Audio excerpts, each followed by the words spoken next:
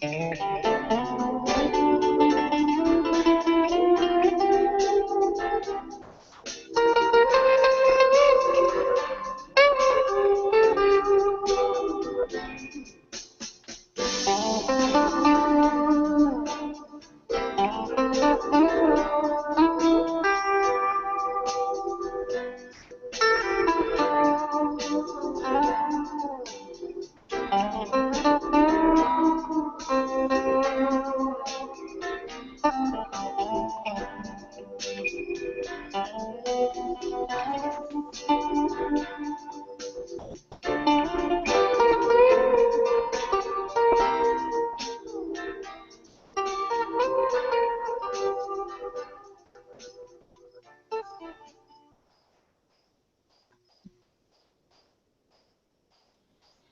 folks, how's it going? Welcome to the Flat Pill. I am GB Jedi, and thanks for joining us. Hi everybody, I'm S-Bibs, Stefan Bibo, and welcome this evening where we have a lot of good stuff to talk about tonight. And also want to welcome, go right ahead, Paul. That's all right. You know who I am, Knowledge Scavenger, and we are the Flat Pill. I think Brian will be along. Were you saying that already, or did I miss that? He should be here. Yeah. I think he is here. Yes, Brian is here. It's just he might be having a couple technical difficulties once in a while because of microphone and internet issues. Unfortunately, it's part of the control system, and there. Anyway, a lot of problems with that. No, we don't have problems here. Nobody has problems on Google Hangouts or anything. So expect everything to be totally polished, folks. We are tight as can be. All right. So, today we have some stuff to talk about that people don't like to talk about. Vaccines, schools, what's going on in the schools as far as vaccines and how they want to mandatory the flu shots, poisonous additives and things. We have our lists, so I don't know, who wants to start it off? Who has anything pulled up ready to go, maybe? If you want to present anything. Or we just start with a discussion? I have a few things, but I could maybe do an overview since I made the outline, if you want. All right, bang out an overview. Do it. Alrighty. We're talking about forced medication and all that, and hopefully also some solutions and the problems that we had thought we might talk about are vaccines, including what schools demand, flu shots, poisonous additives, and then we have environmental vaccination, basically, or medication, fluoride, chemtrails, things in the food and water, fabrics we wear, pesticides, drugs that get into the sewer system, cosmetics, personal hygiene, things like that. And then medical training, which is the part that I looked up some things on. Big pharma, suspicious deaths of alternative doctors, and how, especially what I was going to look at is how doctors are trained and how that affects, especially on nutrition, how that gets in the way of health. And then hopefully we'll list some solutions after we talk about all that. Yeah. Also got a couple good examples of things that happened in my past, and also things that are around me that I've been noticing as far as the control system and the vaccines and how they're pushing it, and it's pretty nasty. All right, so anybody else before Paula starts? Brian? Is Brian on? He's muted. He was saying it should be okay. Go ahead. Thank you, guys. You know, it's funny when you're looking up vaccines on the internet and you're looking for something to give you good information.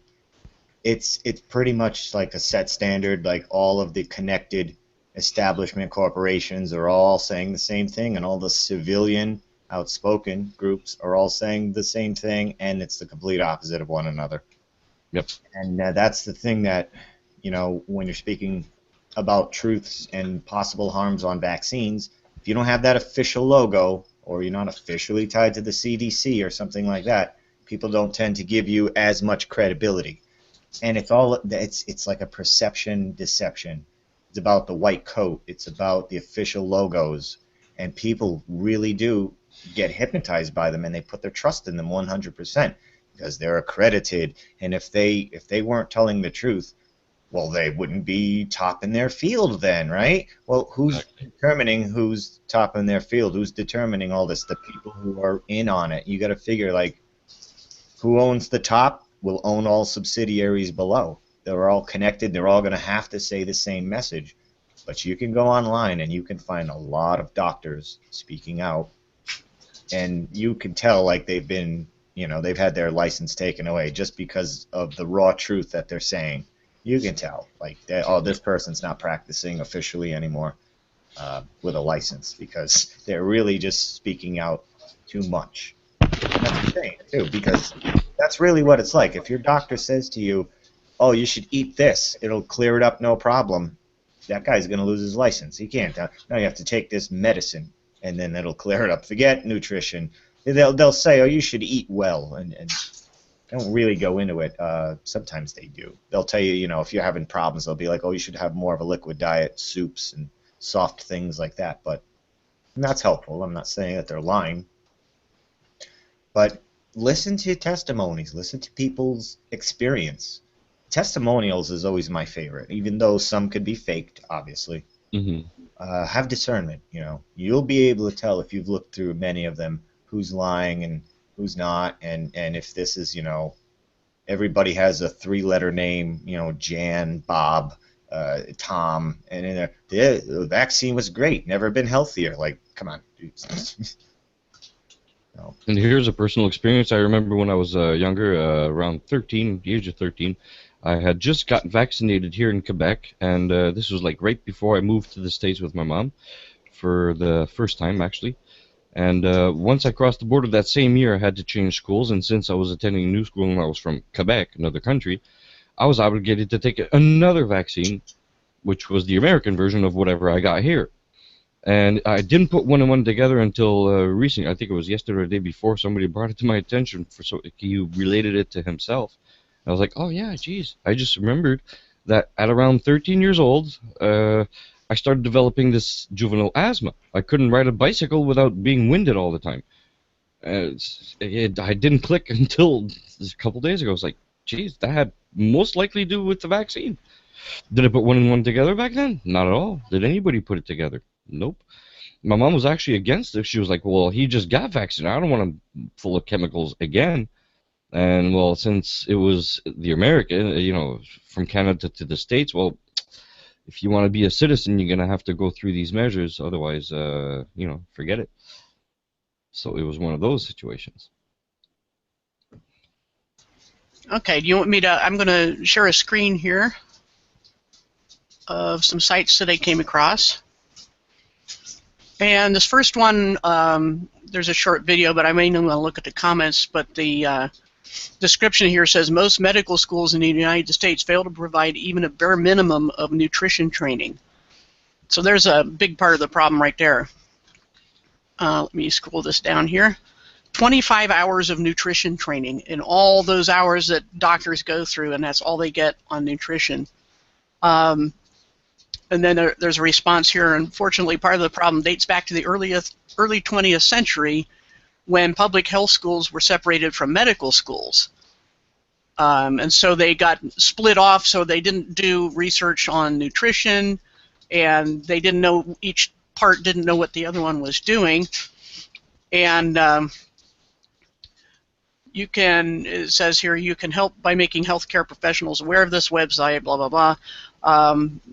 So spreading information, even to doctors who don't have time usually to look at these things, and for some reason suddenly I can't scroll the website. It just froze up on me. Wow. Let's go to a different one. Related to nutrition, of course, is obesity studies, and they're not. They talk in this one how they're not trained to look at the complex causes of it, such as not only just how much food someone is eating, but what type of food, what's wrong with the food, what other issues may be going on with them, such as diabetes or psychological issues. They just aren't trained to consider all that stuff, and they don't cover it. Weight is traditionally not a subject covered extensively in medical school, and they go on to say that that obesity is the root of a lot of other problems, and so if they just even paid attention to that one factor, that they could probably cure a lot of other things too, or can't say cure, I guess, but get to the underlying problem. And here we have the American Society for Nutrition that supposedly is trying to remedy some of those shortcomings. So there are sites that or organizations that are trying to do something about it. So it isn't just that they completely ignore it and continue to ignore it, that they are just really, really slow to catch up on how important that is. But there is at least some official, not just alternative groups that are looking into that. And finally, I wanted to just take a look at this. This is called BigPharmaGame.com, and it may be, I just found it today, it may be a satire, I'm not sure. But it talks about trials covered up, patents infringed. I think it may be a movie even, they have a trailer here. And they go into the psychology of Big Pharma a little bit here. As the head of your own pharmaceutical conglomerate, you have this power resting in your hands. Will you use it for good? Being totally altruistic may not be the best business plan. The uncomfortable truth, is there an ointment for that, they say, is that some remedies are more profitable than others, and illness is good for business. Welcome to the world of Big Pharma. And that pretty much says it all. Then I can put this link here, and I think I might, because it looks like a pretty good site. I will put that in the chat here, in the public chat. And basically, the problem is, in a lot of cases, Big Pharma is practicing medicine instead of just making things that doctors asked for. They tell the doctors what to push on their patients, and then it doesn't become healthcare anymore. It becomes a business plan, and so that drives innovation. They just try to make sure everything's something they can patent, and of course then they make a handsome profit, and the doctors are wined and dined by the pharma reps. And so those are just some really big issues that have to be addressed, and maybe I'll let I'll stop presenting that and let one of you guys say some more. All right. Did you stop presenting? I can't tell. All right. I just want to present this first before we get into any kind of trouble here. All right. Can you see this? Yes. Okay. Let's leave this up for 7 seconds. Because we may be using copyrighted material here. And under the fair use clause, yeah, it's totally legal, especially for a discussion like this.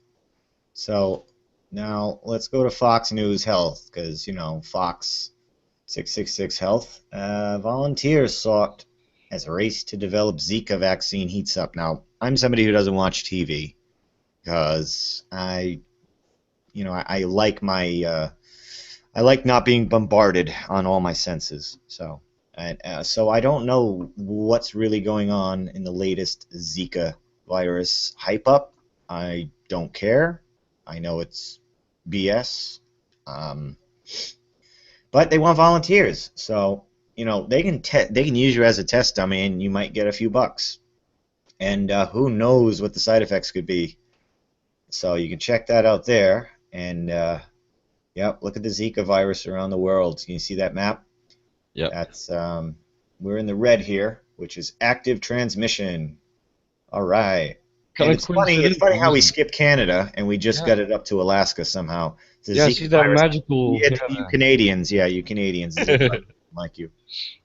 But because it's part of the United States, we have to have it there. I mean, I think Hawaii is in there too. You can't see it. It's right there, and it's red because it's about the corporation. The United States corporation is pulling this new scam or whatever. So it's going to be the whole corporation. It's not just going to be what it actually would be, which would be select states. Now they're like, nope, it's in all the states and down here too. So.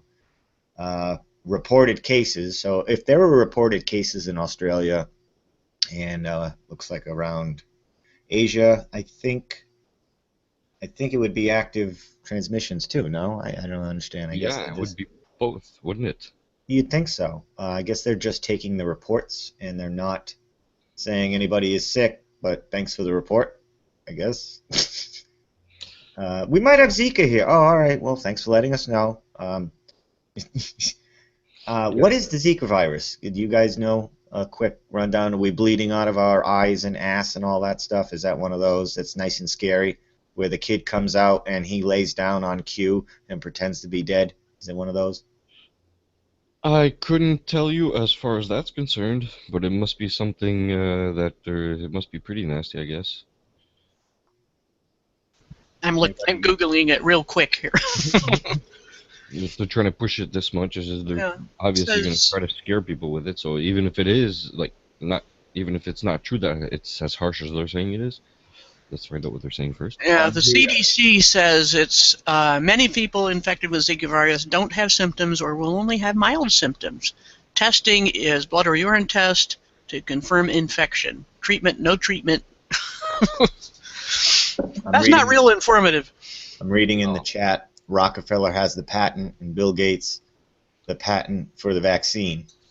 Wow, that's because they care. That's why. Yeah, And how do you have a patent for a Zika vaccine? How do you have a patent for any illness? How does somebody patent an illness? What would be the point of that? We own that illness, so you would patent an illness? Like, that's very strange, isn't it? Oh, don't worry, folks. They have your best interests at heart, especially when 2 or 3 white coats get in front of you and they say, no, no, no. You ever see anybody die from tetanus? You know, they're all, and they make, I don't know how many doctors you've said, I've had doctors tell you, have you had a tetanus? And I said, nope, not in 30 years, maybe. Oh, you ever see it? And then they get all theatrical and animated. And most people go, oh my God, give me all the vaccines. Like, and really, you got to stop falling for it. Like, educate yourself before you go to the doctor. Be like, all right, I have a sinus infection. I'm going to go see the doc. Google sinus infection and then put like past week or month, because there's probably some new pill or shot they want to give you tied to the latest sinus infections or something, so you're not blindsided when you go in there, because that doctor is going to receive faxes and updates about, hey, we got a new thing here, push this to the public. And they do that. Like, I've gone to the doctor for sinus infection, this very thing I'm talking about, and the guy tried to put me on Paxil and Zoloft. I'm like, I have a sinus infection. I'm not. It's not a depressed sinus infection. Why would you put me on Paxil and Zoloft? And he's just smiling and nodding his head. And he's just, he don't care. He's thinking about commission. And I did find a couple more symptoms from WebMD. We can trust them. Can cause fever, rash, joint pain, and redness in the whites of the eye, but most people don't know they have it. Only about 1 in 5 people with the virus will exhibit symptoms. So there you go. Not much to go on. It could be anything. Yeah. They just described tiredness. They just described a mild allergy to flowers or hay fever. They just described, oh boy. They just described nothing, basically. Yep, pretty much. I'm reading the link April posted in the chat from CDC, Control and Prevention, and the Zika virus page. I'll just present it so the audience can share along in the fun. Let's have some fun. All right, can you see that? Yep. All right. Let's read along. Zika infection during pregnancy can cause serious birth defects and is associated with other pregnancy problems. Several countries have experienced Zika outbreaks recently and reported. Current CDC research suggests GBS is strongly associated with Zika, however, only in a small percentage of people with recent Zika virus infections. Let's see what GBS is. It's Isn't Guillain-Barré that funny syndrome. that Zika and Guillain-Barré syndrome are tied together? But I've been hearing about Guillain-Barré syndrome and tied to the thimerosal in vaccines. Could they have thimerosal in the Zika vaccine? Oh, no. That was only in a few batches of flu vaccines. They don't do that anymore. No. That's what my doctor told me. I'm like, what about the thimerosal and all that? He's like, oh, no, that was in some of the flu vaccines. They don't put that shit in there anymore. That's literally how he said it. They don't put that shit in there anymore. But they did put that shit in there. You see what I'm saying? Mm-hmm. What doctor said, you know what, a little bit of mercury might help preserve this vaccine, but it could cause severe blood-brain barrier neurological disorders and malfunctioning. But it could preserve the vaccine so you can ship it to Mexico and China and Australia, and it'll stay fresh. But, you're going to break a few eggs. Oh, that's fine. So leave that shit in there, right? Yes, let's leave that shit in there for that. Like, come on. If they're going to do that to you, then why keep going back to them? It's like, well, they did put it in there before, and they know, you could be a child of 5 years old and have a Google page open, and you'll find out thimerosal's bad for you. You telling me these people don't know that? And they do it anyway? It's like fluoride in the water. Nobody knows about fluoride. Ooh, don't get me started on fluoride. All right. But we have to get you started on fluoride because that's a good topic for today. Yeah, but I could probably do 18 hours on fluoride. But you know what I'm going to do? While I'm on the CDC site, you guys talk. I'm going to pull up the fluoride page, but you guys discuss something now while I pull it up. Well, the whole vaccine thing, did I mention this one before? No, I didn't mention it yet. Well, here's a little story of how they've actually got the families and people like the average Joe reacting to this.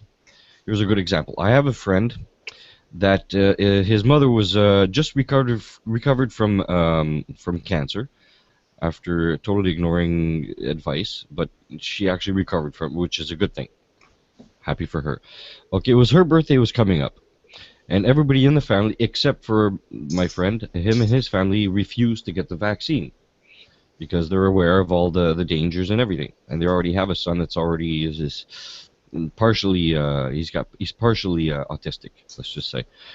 All right, now here the whole rest of the family actually got all their shots. The whole family, the mother, the husband, the other kids apart from my friend, and it was time for her birthday. And they've got people so conditioned nowadays to believe everything they're saying on the news and everything. Even though they got vaccinated, they're supposed to be protected and everything. Well, just the fact that they didn't get vaccinated, they were refused access to the party. The birthday party, her own son and the family. It's like her own son and grandson were refused to the party. Just because they didn't get vaccinated. They didn't want to go for it. Well, if you guys are vaccinated, aren't you guys protected? What's the problem? That's how deep it goes. It's actually pretty it's pretty disgusting when you think about it, Yeah, that's the biggest tell of all that vaccines in general don't work is because they're so afraid that unvaccinated people will start an epidemic. Well, how's that possible if everybody else is vaccinated? Exactly. I mean, that's just ridiculous. The only people I could think of with a motive to complain would be insurance companies who don't want to pay for your illness if you catch it, But now they got your family policing the family. That's how bad it's getting. It's not even strangers policing everybody around, because that's going on also. But now you got families against families because of this. Yep, division in the family, division in the home, pro-vaccine, non-vaccine. You know what I'm saying? Like it's. So the grandparents, the grandparents are going to be telling the parents, hey, if you want us to have if you want us to see the grandkids, you're going to have to get vaccinated and stuff. People are not going to look at, a lot of people that would be looking at it are probably going to sidestep it because of their family. It's like, well, I can't lose access to my family. Jobs also, a lot of places are going to say, well, if you don't get vaccinated, you can't come to work. They're going to do that. Or if you do, they require you wear a mask and gloves at all times. Something like that. That would be Yeah, there actually pretty was. decent. Yeah, there were nurses a year or two ago who were told, I think in New York or some state up there, that they had to get the flu vaccine or they couldn't work. And so they were. My friend is a CNA in Massachusetts, and he told me he's actually a Mason, and he told me that he had to take the vaccine, otherwise he would have to wear a mask and gloves all the time as a CNA if you didn't receive the vaccine. Yeah, that's what he said that they had to do. Like, yes, you're not denied work. You can work under those conditions, though. You know what I'm saying? It's like a little wordplay trickery. So you can work, but And you that's have to just work now. masked up. You know what I'm Yeah. saying? Right. And People that's are like, oh, I'm not going to bother with that. I'll just get the vaccine and it'll be done with. You know, it's like the lazy American attitude, though. I would actually wear the mask and the gloves, and I'd probably wear a glove on my head like Howie Mandel yeah. to bring awareness to the absurdity. Yeah, it's like Brian said in the chat. If everybody, else got the shot, then why do the workers have to wear masks? I mean, it doesn't make sense that anybody does. Well, I guess you can be infected by it for, I don't know, 20 years and infect people but never get sick from it. Like, I think I've heard this before, where you're just an active carrier and you can spread it, but you don't get sick yourself. Isn't that good? And then they'll never be able to prove that. But just saying that alone will scare people. Yep. No, I pulled up the CDC here. Can you guys see it? Yep. Now, this is something a lot of people don't know. But they're not lying, but they're omitting, which to me is like lying. Yes. The mineral fluoride occurs naturally on Earth and is released from rocks into the soil and water and air. That's true. It's called calcium fluoride. It's not sodium fluoride, but they're just saying fluoride. So it's like, oh, we didn't say which fluoride, you know what this is how they pull it. But yes, calcium fluoride occurs naturally, and there's been tests of people's teeth with heavy calcium fluoride in their water, and their teeth are brown and stained, but hard, very hard enamel, and their teeth are healthy. They just don't look Hollywood pretty. And then there's the sodium fluoride teeth tests, and I'll just pull that up real quick on Google here. Let's do sodium fluoride teeth. And we'll see what we have here. Disclaimer, Oh, that's it might be gross. These are the first pictures, of course. There we go. E. There's your fluoride stains. And I had friends of mine with the white spots on their teeth growing up. And let's just say, like, they weren't all there. You know what I'm saying? Delayed reactions, sodium fluoride. So this occurs naturally from the rocks and soil, huh? Yeah, that's harmful if swallowed or inhaled. Well, then why are you putting it in the water? Done. Hello? Harmful if swallowed or inhaled. It's written on your toothpaste tube. But we're ingesting it. And what did the CDC say over here? All water contains some fluoride. Calcium fluoride. Usually the fluoride level in water is not enough to prevent tooth decay. What? However, some groundwater natural springs have naturally high levels of fluoride. They're missing the word in front of fluoride to make it the specific fluoride that they're talking about. And sodium fluoride is like a whole cluster of various types of harmful materials. It's like it's so many. Like, Alex Jones has said this 100 times. Everybody's heard this before. Fluoride has been proven to prevent teeth decay. Now, has anybody here ever looked up that study? That the first studies that started this whole fluoride in the water thing? You guys researched it? I wish I had pulled it up. Apparently, everybody's teeth, each tooth has 5 surfaces, and what the sodium fluoride tests done topically, not ingesting, showed in a very small number of people was possible improvement of one surface of one tooth. One surface of one tooth, not one surface of all teeth. one surface of one tooth. Showed what appeared to be improvement. Boom. Let's put fluoride in the water. Now it's for everybody's teeth health. One surface of one tooth. Are you kidding me? Like, for real? And be careful with the dentists, folks, because a lot of your dentists are putting down on their paperwork when they give you a filling that they drilled 3 or 4 or even 5 surfaces of one tooth. And every time they add another surface, that could add like $80 to your bill. But it's not your bill, it's your insurance company's bill. So if you're allotted $1,000 per year in dental coverage, you're going to use that up in like 3 visits because your dentist is milking it. Your dentist probably only drilled one surface, but on the paperwork, and you, as the patient, unless you've been to dental school or you're aware of this stuff, you have no idea. You think he's being honest and legit. And I've had dentists tell me, oh yes, this practice down the road does that. Oh, this other practice does that, because I noticed this on my bills. And I literally ran out of that $1,000 after getting 3 teeth filled. But if you pay for a filling cash out of pocket, it's only like $130. So how did I use $1,000 for 3 teeth? Even if it was 5 surfaces, I still should have had some left, but I didn't. And it's because that place I went to had been accused of fraud. And there's fraud everywhere. Benefits to strong teeth, like, come on, fewer cavities. For one, they train you at a young age to brush your enamel off. They want your enamel gone, so now they can rot your teeth. And every time you get a cleaning, they're making microscopic holes in your teeth that begins the cavity process. And what's the first thing they do when you're done with your appointment? Here's a lollipop.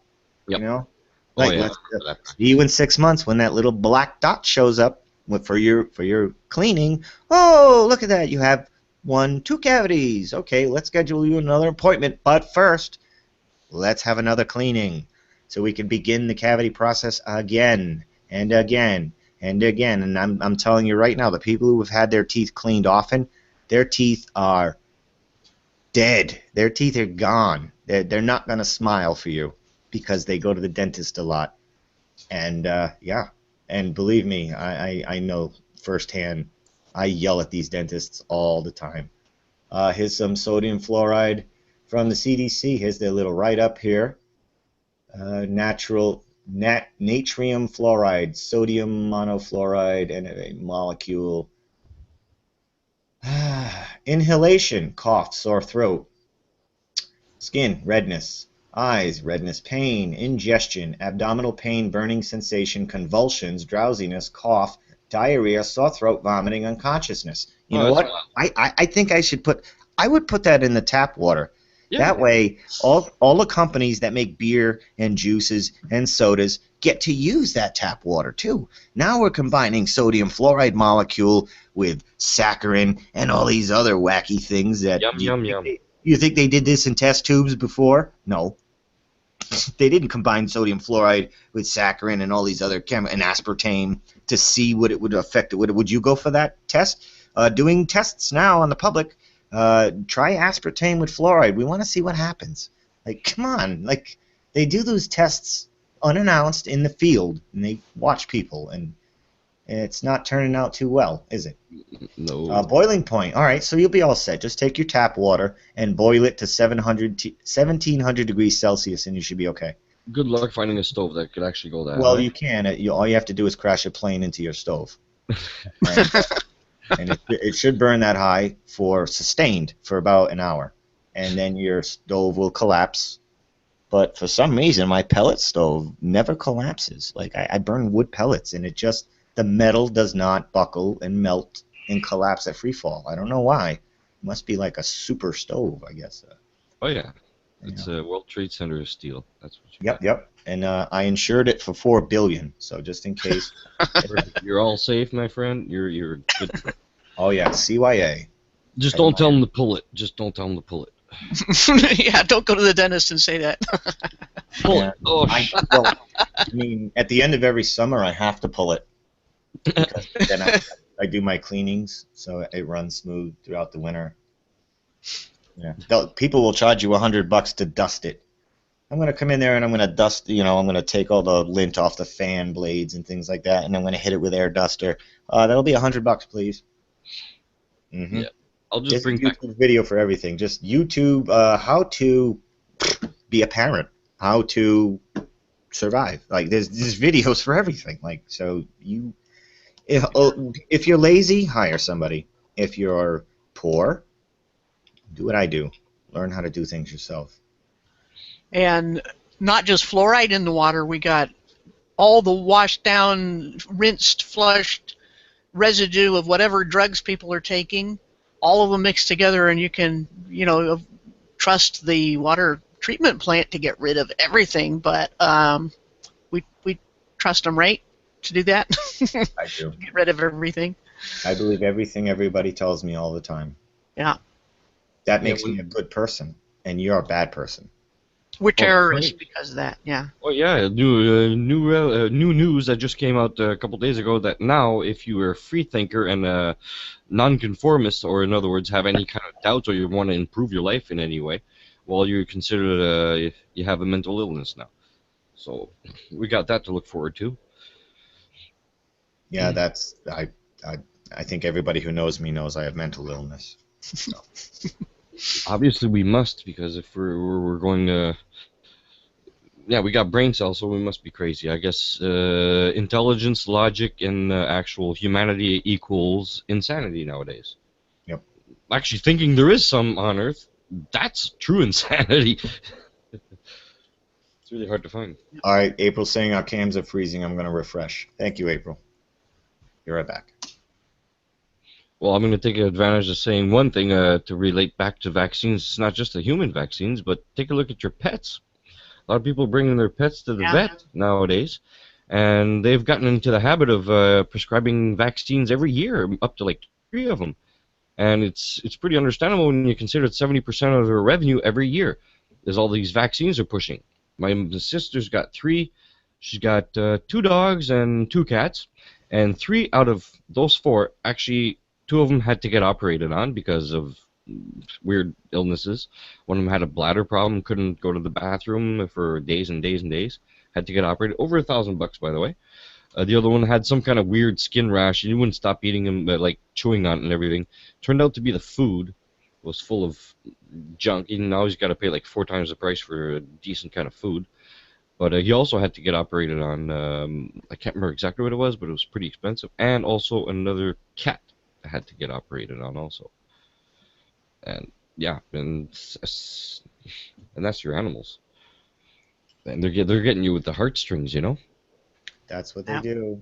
And I know my friends' wives. I see it on Facebook all the time. Oh man, I remember the pig flu virus. They were scared out of their minds. They were offering their children up to the gods of vaccines, and my friends were like, I have doubts, and I'm gonna ask Jay what he thinks about it. And I'm like, no, and it's like, well, I can't talk her out of it, you know. She will not listen to anything but the doctors. She anybody in a white coat, she just 100% trust. And it's a shame because I have friends now whose kids some of them are like 5 years old, haven't said a word yet, and yeah. Their anger is palpable. Like they know something's not right, and they just can't put 2 and 2 together, and they're very upset. And yeah, I think we should. Anybody have the Amish numbers? I'm going to pull it up. The Amish autism rate here. You guys talk while I pull this up. Alrighty. Well, we didn't really say much about the mysterious deaths of alternative doctors. I didn't look that up separately, but we've all heard news articles. It's been going on for years where there'd be a whole rash of them just knocked off. You know, cures for cancer, cures for diabetes, cure for heart disease, and they just wind up dead. And there's been other doctors I read about years ago who had to fight the government all their careers because they were actually getting to the root of things and not just treating with drugs, and they just never leave them alone. You know, even if they don't knock them off, don't kill them, then they harass them for the rest of their lives and, make them spend all their money on litigation. And You know, you would think that would be a major red flag too. Not only the, people being afraid of unvaccinated people, but also alternative doctors being killed, and all the GMOs we haven't talked about yet. Those will affect your cells. I mean, what you eat determines what your body has to work with, and if you are consuming that, it's just like they know with even animals that are fed antibiotics, and then you eat the meat, you get those in you too, and so it goes to without saying that all that GMO food, the animals eat it, we eat it, then it gets back into the water supply, and we get it again. So, it shouldn't be any wonder by this time that everybody's so sick and always needing some kind of more drugs to put in the water supply to deal with that. So, you have got to see this. When I went to look it up, my God. Well, first let's show you this. Can you see that? Yeah. Yeah. Oh my God. Now they're taking care of business, apparently, right? Every time we elect somebody, things improve, don't they? Things always get better. Now, this is the statistics from 1992 to, it looks like, 2003. I'm afraid to look at the past 13 years compared to this growth. Like, my God. Do you think the graph's gone down? Well, now we were talking about the Amish, and I saw this. I've never heard of this before, but it so fits. The Amish anomaly. Anomaly. What's the Amish anomaly? The term Amish anomaly was coined by Dan Olmsted, who asserted that he could only find 3 Amish autistics after searching in Lancaster County, Pennsylvania, and that 2 of them were vaccinated. The Irish anomaly, yes. It's comedy, guys. Good Vaccination old rate Wikipedia, the comedy channel. 2007 study in the official journal American Academic Academy on Pediatrics Amish Foundation, Ohio found that 85% had vaccinated at least some of their children, and 68% had given their children all in 1 vaccinations. Oh man, I thought the Amish were safe. Why would the Amish be giving their kids vaccinations? That doesn't even make sense. Isn't that against their religion and beliefs? They must have gotten infiltrated somehow. Or these numbers are crap because it's Wikipedia. And I don't know if it's against their beliefs or not. I don't think they're not like the Jehovah's Witnesses who won't even have blood transfusions. But are the Amish Bible bumping followers? They are, but there's nothing about vaccines in there. Well, no, but if they're followers of the Bible, are they're going to alter God's creation themselves, the human body, by putting a man-made... I don't think they go there. I mean, I don't think they think about it. It's never been, they're very much tied to a couple hundred years ago, and that was not even an issue then, so they probably haven't, I'm guessing, done much updating. That's not something they do. There have been only 3 cases of autism among the Amish, in which, all right, so everybody's saying pretty much the same thing. Even though people are saying the same thing, there's still people that are, damn it, stop using the Amish as an excuse not to vaccinate. Like, really? Anti-vaxxers, you got to give them a label. It's got to be a derogatory, humiliating label. Teabagger, anti-vaxxer, climate denier, flat earther. They have to tie in freedom thinker, free thinker with what? With anti, conformist. They have to tie those 2 together, right? Yeah, anarchist is another one where people don't understand the real meaning of anarchist. Now that I've screen shared, guys, let me know if my camera is freezing up, because it was doing that last time on Stefan's thing. So you guys say something, and let's see if the camera switches. Yeah, like anarchy, like you just said, anarchy isn't what they say it is. Obviously, it's not a chaos, and it's not a giving up of all rules. It's actually harder to be an anarchist than to be part of the whole system, because an anarchist, you actually have to do everything yourself. You have to live yourself. You have to grow your own food. You have to do everything yourself. It's got nothing to do with being against the government per se. It's got against being told what to do. Like, we don't need to be told what to do. We just need to live right, and that's all, you know? Right. That was actually a good link to an article on anarchy at Taboo Conspiracy. It had some videos, is what it was. So what I'll do is just bring that, get that link onto the public chat. We never push our stuff, Paula. You know. Why not? I know, huh? TabooConspiracy.com. That's me and Paula and a couple other friends. It's a group. We are Taboo Conspiracy, so that's our site. I never promote it. Once in a while, I pull it up in a hangout. I know. I should pull it up right now so the people actually have a view of what it looks like. All right, the site. All right. You want me to screen share it? I'll pull it up. Oh, okay. My computer's faster. We're still building the site, I should say. That's kind of why I'm probably not promoting it as much, is because it's still incomplete. We've been so busy. Like, it's... All right. Oh, I hope I didn't... Did I click stop? Okay, it's... All right, can you see that? Yeah. Yep. All right. There's our site. And where is that, Paula, you said? Scroll down on the right under topics, and you'll see anarchy. It's not in order. Alphabet. There it is. You're right on it. There you were. I got it.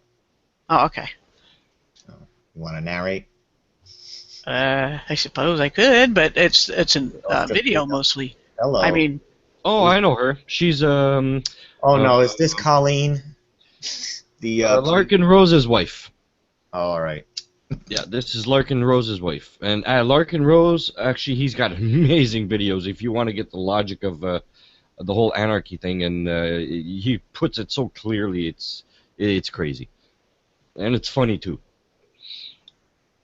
I've watched almost all his videos, and he stopped making them because right now he's working on a project. It's like a game-type situation.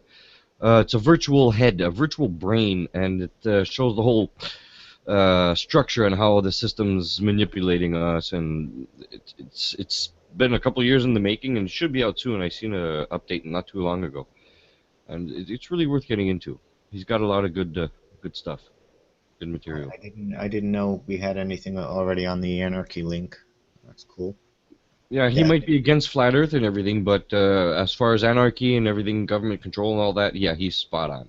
It doesn't really matter what he thinks about flat Earth. So. It's been a while since I watched those, but I briefly remember them using a pretty good illustration of a very tiny community and how things would work and what you do with criminals and all that sort of thing. Was pretty good. As someone pointed out in chat, anarchy doesn't mean chaos. It means without rule. Yeah. And so, yeah, it's worth watching. Yeah, because it's already hard enough to live a human's life without having rules imposed upon you, like especially unfair and unjust rules like they're doing now. They used to have a semblance of morality into their thinking and their process, but more and more we're getting so stupid that they keep trying stuff and nobody's saying anything. So hey, we got permission now, you know. Well, that's part of the whole educational system. Most people don't know it was designed by John Dewey, who also designed the Russian educational system at about the same time, and its purpose was to take kids away from the morality of their parents and keep them so busy for so long, whether through school or homework or extracurricular activities, that their parents wouldn't have any influence, and they would be raised instead by their peers and their teachers, who would be, as the Humanist Manifesto says, priests of a new religion, a new state religion. So that was the purpose, and that's what we got right now. I mean, anarchy would work if the people have a moral center, but they won't get that unless the parents take their kids out of the schools, turn off the TVs, and keep the government off their back somehow, and then just raise them sensibly, and in communities where you know everybody. Yeah, God forbid, think freely. I know. You're going to be branded as a mental case, and that's what's coming down the pike, and that's what sucks about us. Technically, you can't really blame a lot of people for not wanting to come out because of this. I can understand the fear out of it, but technically, the more we come out, it's going to have an opposite effect. The more we Exactly. come out, the more we're gonna put it out there. It's like, hey guys, let's go, let's do something instead of just talk and like that's all we do is talk, talk, talk, talk, talk. It's a poker bluff, believe me. I know Yeah. bluffs. Exactly, that's what they're doing. And if we become like we used to be, it's not even like 30 years ago. I remember communities used to be a lot tighter. You used to know the neighbors. You used to go over there and get a cup of sugar or whatever. There was no problems. Now you don't even know your neighbor's name. Sometimes you don't even know what they look like. You know what I mean? It's Right. getting to that point. We don't know anyone anymore, and you try to say anything. Well, you're just a complainer. You're just this. You're just that. Yeah, there's a couple across the street who've lived here for 5 years. If I bumped into them, I wouldn't even know that was them. They keep to themselves, you know, which is fine. I don't care. But I try to get to know my neighbors. At least say hi. You know, hi, how you doing? Like, Right. at least talk to your neighbors, folks. Like, unless they're junkies, then don't talk to them because they'll probably have, if you have an extra cigarette or a few bucks they can borrow and never pay back. Oh yeah, we always find those around. Yeah, sure. Those are my favorite. I love people. I do. I really do. Yep. Yep. All right. Just guys, let me know if the camera's not switching up because I just screen shared again. These hangouts have been a little funky lately with the technical difficulties. Yeah, and pretty soon, well, it's gonna be. Yeah, I don't know. I haven't really looked at it that much. It's gonna be no more Hangouts. It's gonna be YouTube Live. It's gonna be a little bit different. I'm not sure about the whole public chat part of it though, and I think that's what's gonna disappear. Is you're gonna have to have a link if you want to watch it, even in the chat. That's what I'm thinking. Wow. The way it was explained is that way. It's good for business meetings and groups of friends that want to get together. So you can actually still see it live. It'll be live with the people on the panel. But if you want to be in the chat part of it, it's not going to be a public access type thing, like look it up and there it is and click on it and there you go. No, it's going to have to be link invite. Mm. So the people in chat are all going to be linked invites. I like what the term Pillbox used here, anti-flat Earth. Like that's what we should start calling the ball Earth people. We should. So you're an anti-flat Earther. You're a flat Earth denier. Yeah. You're a flat Earth bagger. Good idea. But yeah, let's start doing it back at them. You know. So yes, so you're a truther. No. I prefer to be a liar than a truther. That's what I prefer to be. Right. Like you. Is that better? Yeah. Yeah, I know. That's a funny one though, because somebody insults you by calling you a truther. Okay, yeah. You seek truth. What's wrong with you, man? You don't like lies. What's wrong with you? You're crazy, man. You must be nuts if you don't like to be lied to. God. Yeah. See, this is how words get their meanings reversed. You know. And that's one right in our face. That's an Orwellian one right in our faces. Like, what are you, some kind of truther? No. I would never be such a thing. You some kind of good person? Wow, man, you're fucked up. Sorry about the language. Wait, so you're one of those French. You're one of those conspiracy theorists who talks about the truth. Ugh. No, I'm a coincidence theorist. How's that one? Is that better? A coincidence theorist? Everything's a coincidence? Come on, now don't talk about Charles Braylon. He's doing good work out there for the ball Earth. Oh, sorry about that, Stephen Bradley. This is it's a show. It's not really. Next time, actually, I want you as a guest on. So we're gonna talk rock mushrooms with Stephen Bradley. Well, he's actually got a lot of good stuff on NASA and a lot of good stuff on natural things. Could be solutions. And Stephen Bradley just put out a video today with him doing jump shots on his pool table, but he didn't name it correctly, and so I commented on it. Good job, Stephen.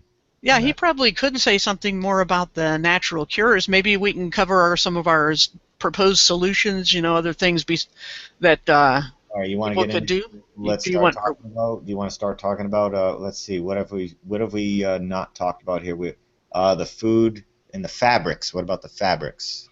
Oh yeah. And cosmetics. All right. Yeah, anything that touches your skin. Well, DuPont has been known to be like really bad in the whole chemical part of our society right now. And what are they putting in our clothes? This clothes guard, they call it. Almost every new clothes that you buy has this on it. It's to help in the shipping and the help of the stains and whatever.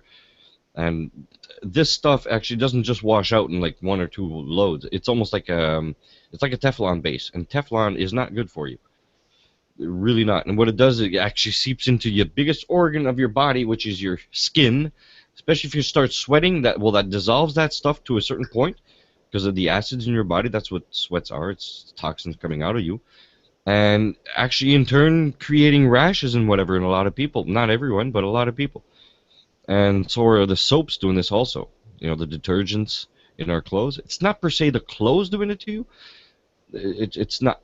Obviously, it'd be better if we walked around bare, but let's just not go there. But anyway. Top 6 fabrics you should avoid wearing and why. Can you guys see this? Yeah. Yeah. All right. What do they say here? Polyester is the worst fabric you can buy. What? The 70s were pretty good. What do you mean?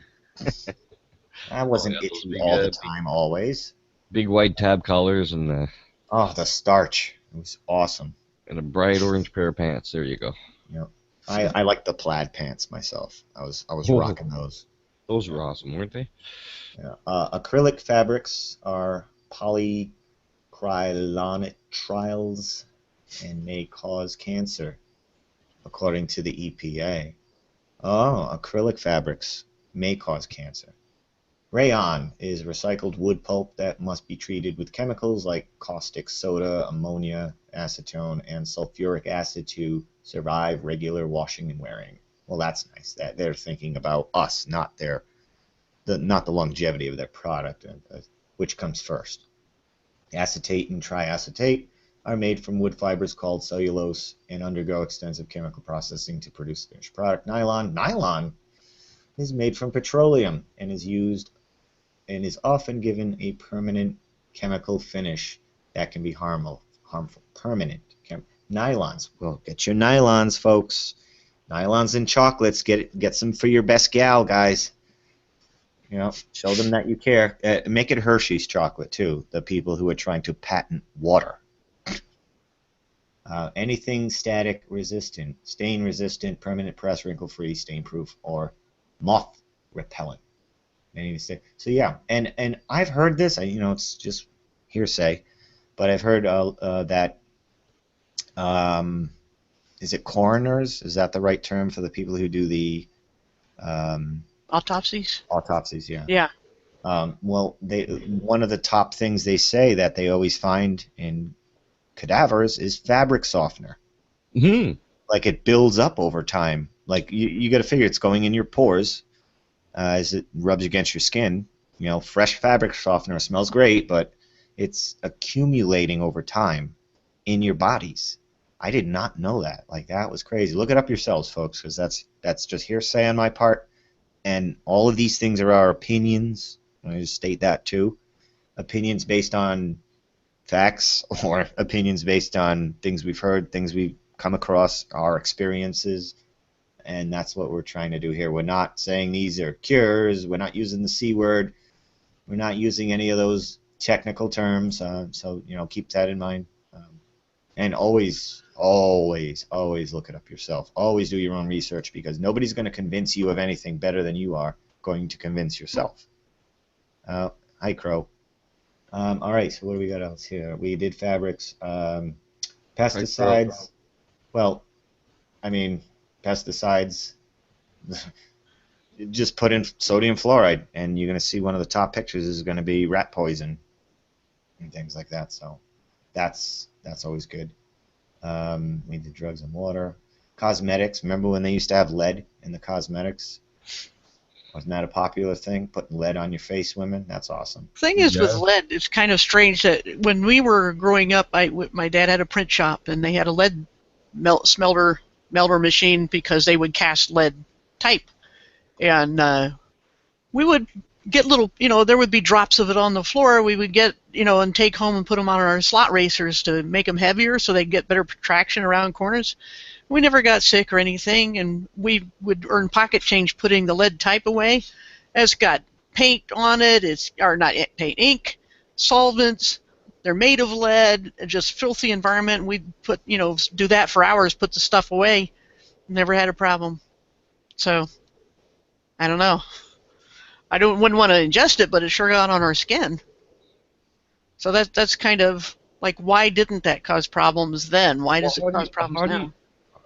How do you know it didn't cause problems? You probably just aren't aware of that. That's like some symptoms you might have had throughout your life. Probably you thought of something else. Probably it was diagnosed something else, but it could have been that. Could have been, but I don't know what they say are symptoms of. What are the symptoms of lead poisoning? I'll look it up right now. Because I remember in school also like playing around with a pencil and always having that thing in my mouth all the time. Well, that's graphite. That's not lead. Graphite. It used to be a type of lead back. I'm not sure. I think it's been graphite for a long time. Okay. Can everybody see this? Oh, it keeps pulling that up. Like this. Again. There you go. Symptoms. And this is from the Mayo Clinic. It went back to the top again. Okay. Lead poisoning. Here are the symptoms. Developmental delay. Okay, so that's America. Learning difficulties. America. Irritability. America, Russia, and Australia. Loss of appetite. That's definitely not America. Sluggish and fatigue. America. Abdominal pain. The world. Vomiting. Me when I watch TV. Constipation. All our politicians are all constipated. So is everybody on the road. Every single person on the road in front of me is constipated. Hearing loss. I'm telling you. Now, hearing loss is worldwide. I could be like, hey, this is very dangerous. You should watch this 10-minute video. And they'll be like, what? What'd you say? What? What? Huh? Oh, I'm tired. I'm sluggish and fatigued right now. I can't watch your video. And get away from me. I'm irritable today. Let's look at what's in adult. High blood pressure, blah, blah, blah. Lead poisoning symptoms in adults. Oh, joint pain. See, I've got all those symptoms, right? There you go. You should put more sodium fluoride in your lead. That's what's missing in my diet, huh? That's why it didn't do that. Lead and iron.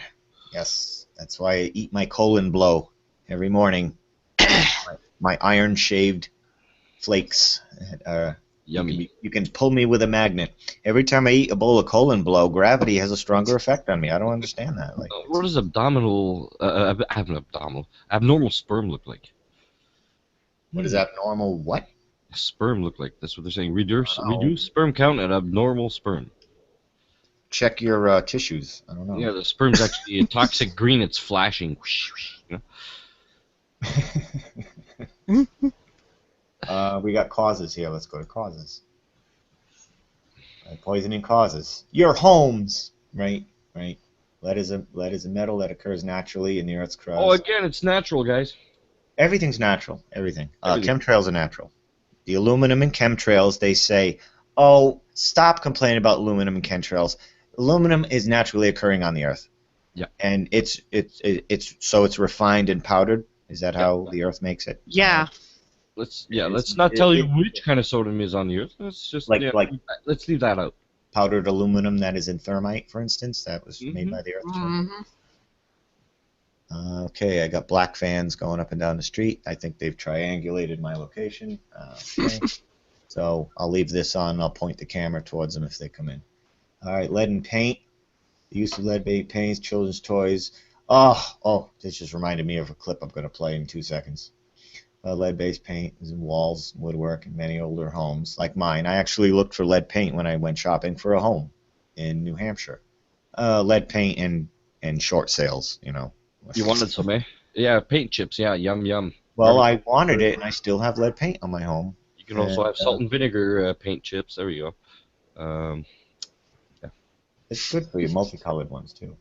Water and pipes, that's actually an ongoing thing that some towns are just now getting to, is redoing their whole pipe system. Oh, here's an interesting thing they just said right there. And imported canned goods. Here's an interesting little fact, guys. If you want your tomatoes or any kind of product that's got no GMOs in it, anything coming from Italy directly, especially tomatoes like canned tomatoes, no GMOs. All right? So now they're telling you, oh, be careful of these imported canned goods. Wait, no, that's about the only one you can get without having any kind of GMOs, because tomatoes are very heavily GMO'd. with what is it, trout, like Alaskan trout or something, genes in it. Hmm. Yeah, to protect against the cold when they ship these things. And plus, you got all the they're flavorless. They're beautiful to look at. They're These are some flavorless, no juice. traditional remedies people can see here on screen. Other sources of exposure. I know they did definitely say soil. I called the local, well, I guess the state um, de-leading commission, I guess you could say, because some people you can qualify for de-leading of your home, and I talked to them, and they said that depending on the levels, they test the soil, and they said they could have to dig 6 inches or a couple of feet, and they have to take all that soil out, and this adds costs to them, and you're allotted a certain amount, like they will cover the letting up to a certain amount, and anything extra you have to pay out of pocket. And going through it all, it turned out I was going to have to pay probably around $6,000, depending on how much was in my soil. But I also owned a tenant property at one time that had lead paint in it, and I was getting estimates of $10,000 per floor to de-lead it. Which Well, to me, see, that's why you have somebody run their plane into it and take care of the problem. Then you get insurance and take care of any asbestos and things like that in the buildings, right? I have seen wooden houses that have had planes crash into them that didn't collapse to the ground. What's up with that? No way. No, I want to play that video. That is just, oh. Wait, it's referring to lead. But it did say cosmetics at the bottom of that article that you were just showing. I think it was CNN.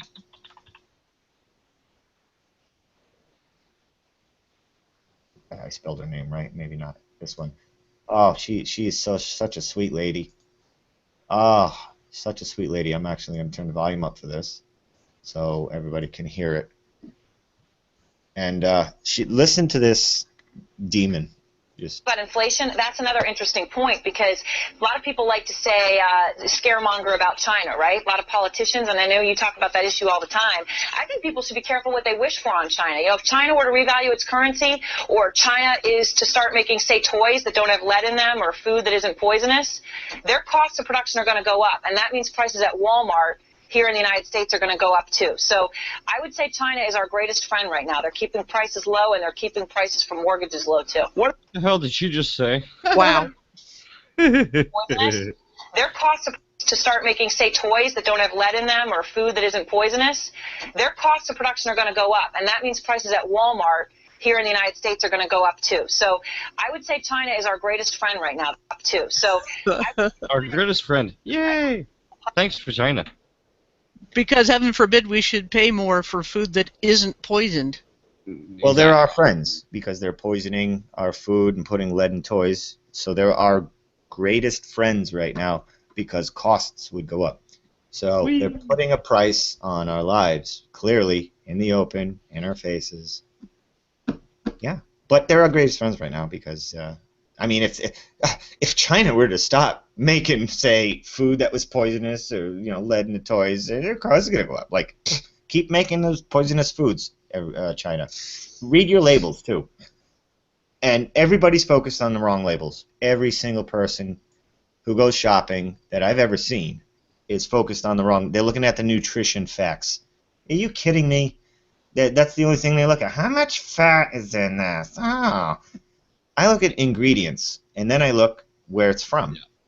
And then I look for the Illuminati symbology all over the package, because you're going to find that too. Yeah. But, any kind of ingredient that has 35 letters in the word, right.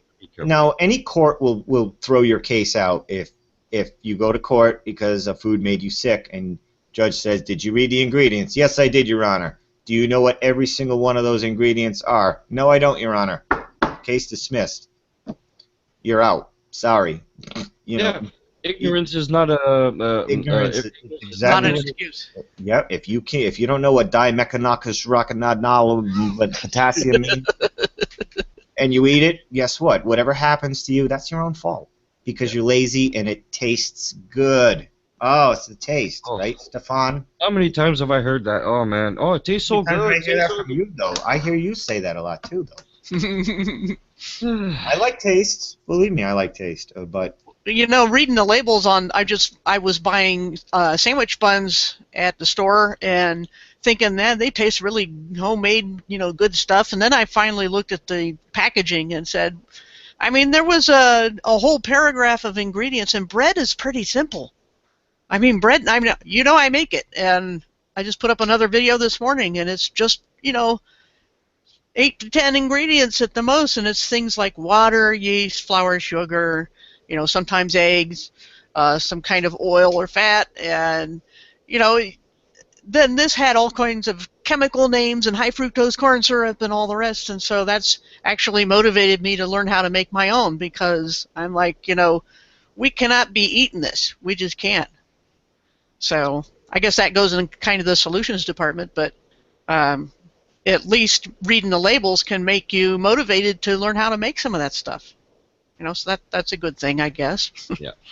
Well, yeah, you got to cook your own stuff now. You can't get this prepared meals and prepared foods.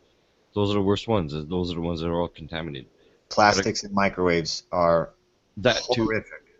Horrific with a W. Horrific. Glass, anything they're glass. I know pouring it's it through. heavy, it's a pain in the butt, but hey, it's worth it. It's more expensive, heavy, and yeah, doesn't matter.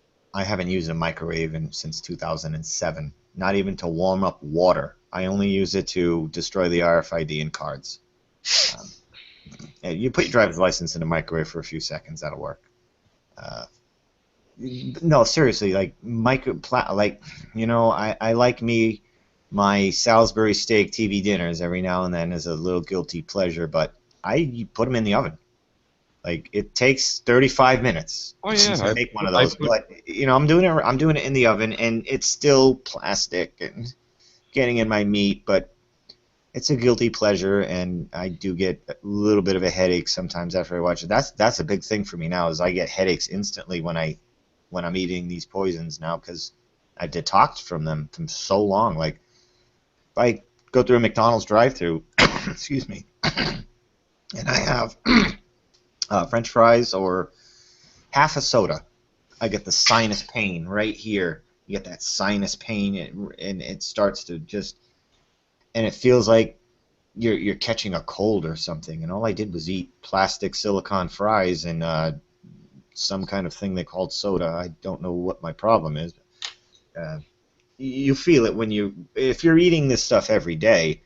You're taking headache pills every day, and you're just like, I don't see what's wrong with all that, as you pop 18 Excedrin a day or whatever. Like, well, I used to do that. I used to have my Excedrin right by the computer with my bottle of soda on the floor.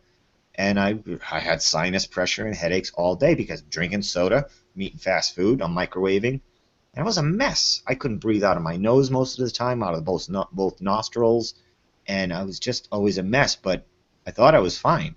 I thought it was just, oh, this stupid cold, or maybe I'm allergic to something. I was not allergic to anything, but I was having symptoms like I was. And I quit the fast food. I quit the soda. I quit microwaving. Those are my three main things that I quit. And no more headaches. And I might take 2 Tylenols or whatever a year, if that. Just, that's it. Like, I don't need it anymore. And I was taking Excedrin migraine every single day. I still have a huge bottle left from 2007. Like, I still have it, just in case I need them. I'm sure they're all expired and no good by now, but who knows? It looks like we kind of segged into solutions. So we already talked about colloidal silver last time, the time before. 2 times, 2 times ago. Yeah. Yeah. And we've used it in our family it'll cure eye infections. It's good on cuts on your skin. You can put it in a nebulizer and breathe it. And you can gargle with it for sore throat, and just drink it for a stomach ailment or anything like that. And some people say you can take it as a preventative, if you take it all the time. Yeah. Other people will say, well, that's a lot of metal that you're ingesting. But, it's nanoparticles, and it's not going to be treated the same way as if you were ingesting lead or something like that, much bigger molecules. yeah, silver is a type of metal, but it's not a whole bunch of metal. It's just pure silver. Especially if you're getting Right. 99999, you're not getting any other metals. You're just getting the silver. You're just Right. getting benefits, in other words. And And it's an antimicrobial. well, that's it. It's nature's best defense. It's nature's antibiotic. It's good for up to 6,000 different pathogens. Only thing is, though, it does take some of the good bacteria with it, so you do have to replenish yourself on probiotics. Right. Try to find the best ones you can. And yogurts, so try to get the ones with the least ingredients on it. Worst comes to worst, get plain with like zero sugar in it, or if you have to, get the one that actually has sugar and not this aspartame, because even here, there's only one brand I could actually find that's got just regular sugar. All the other ones have fructose and glucose and aspartame and whatever. And you can get capsule probiotics that are pretty good. Some of them are kind of pricey, but... Well, and here's the problem, though. You got to be careful of those also, because ever since the Codex Alimentarius, they've brought down the quantity. When it used to be 1,000 milligrams, now they're putting 1 milligram. And you got to be careful, because they've already started this practice. What you think you used to get as vitamins, reread the label, because those levels have gone down drastically. You already you almost need like 100 of the same pills that you used to take 10 years ago for the one pill. You got to check up on this. Codex Alimentarius went in 2010, if I'm not mistaken, right around the end of December 2009. And that's why they had to pass it then, because nobody's in Congress, so it passed like super fast, you know. Did they make a nice news announcement? No, okay, not folks, at all. Codex Alimentarius is going into effect. No, of course not. 2 to 3 billion dead from malnutrition. Stay tuned. Yeah, because I used to follow, what was her name, Irina Libo. Yep. She's got a couple good documentaries on this stuff, and she used to be a practicing doctor also. She had to move out of the country because she got discredited. Yeah, doctors actually, that's a good segue to go into those missing doctors we were talking about before. Either they get disqualified or like torn apart, and the charlatans, snake oil, because they're trying to speak up and try to tell the truth. Like, put yourself in their shoes. Would a brilliant person that just spent I don't know how much going to school, would that be in their advantage to sacrifice the whole damn career just to say something like this? What, are they all crazy? No, people think this. People think this all the time. They're like, well, if it's not true, where are all the doctors? They're being freaking. Those are the ones being discredited. It's kind of like, all right, take your career that you worked on since you were 13 years old, and let's say you're 40 now or something, right, or 50, whatever. Like, take all that time and take it, throw it away, but keep the bills. Keep all the bills and your student loan costs, because you want to just tell the truth, right? A lot of people going to do that. Not many, but the ones that do, no. There are some that are. They've thrown it away, so they're trying to recoup, and they may have a book or a CD or something. Like, oh no, these shills, they got a $10 book, and they're speaking out against. Come on, like, they threw away their medical practice because of their ethics, because they're trying to do the right thing for humanity. Well, exactly. They're online. You find them online. You're not going to find them on Channel 10 or anything on your TV. You're going to find them online, and I know everybody's favorite thing for truth is YouTube. You know, oh, you watch a couple YouTube videos, and now you know everything. Oh, you watch a couple YouTube videos. Like, that's everybody's favorite little thing. Oh, but I know. I say, and David Weiss kind of gave me this little tidbit to throw out there. What isn't on YouTube? Exactly. What's not on YouTube? Somebody said, well, I tried to do an oil change for a certain car, and I didn't find that on YouTube. Yeah, you might find a couple of how-tos you can't. But seriously, there's millions of times more stuff on YouTube than you'll ever find on TV. Well, like, TV is so obsolete. It really is. Its time is gone, because you have this YouTube thing now, and others like it that host.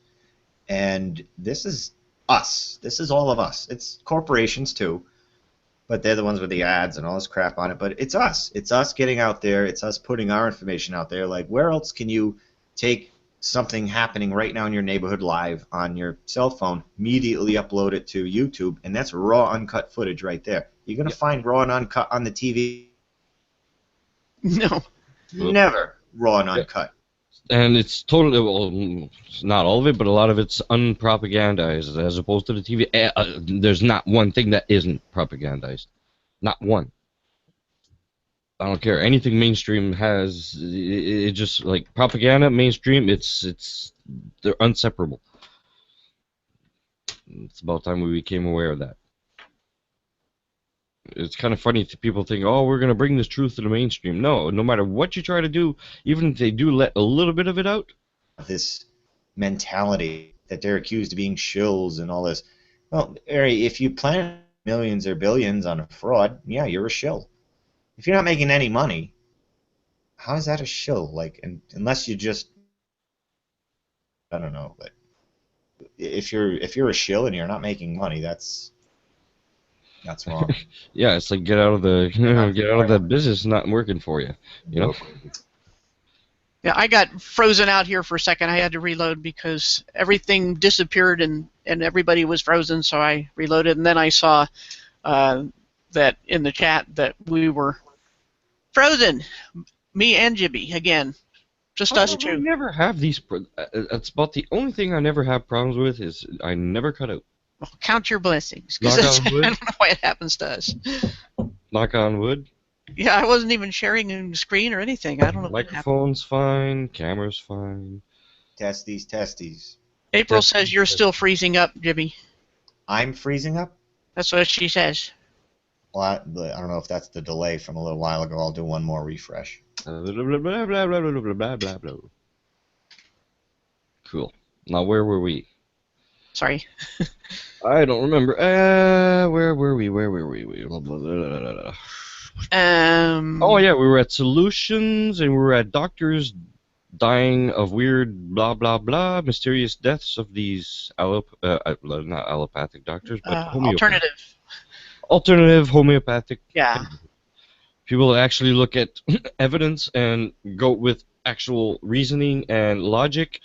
Okay, if there's 20 people that take this medication or this home remedy, let's just say, and 90 of them lose all symptoms and nothing comes back after a prolonged amount of time, and just one of them tends to keep repeating that same thing, but he's been taking another better. Well, isn't that a good thing? Let's see somebody doing this. Well, we can't have this because how the hell are the doctors going to make any money if anybody's healthy? We can't have healthy people. Nope. That's going to tear away in our, in our nice homes and their swimming pools, and kids got to go to college so he can be indoctrinated as well.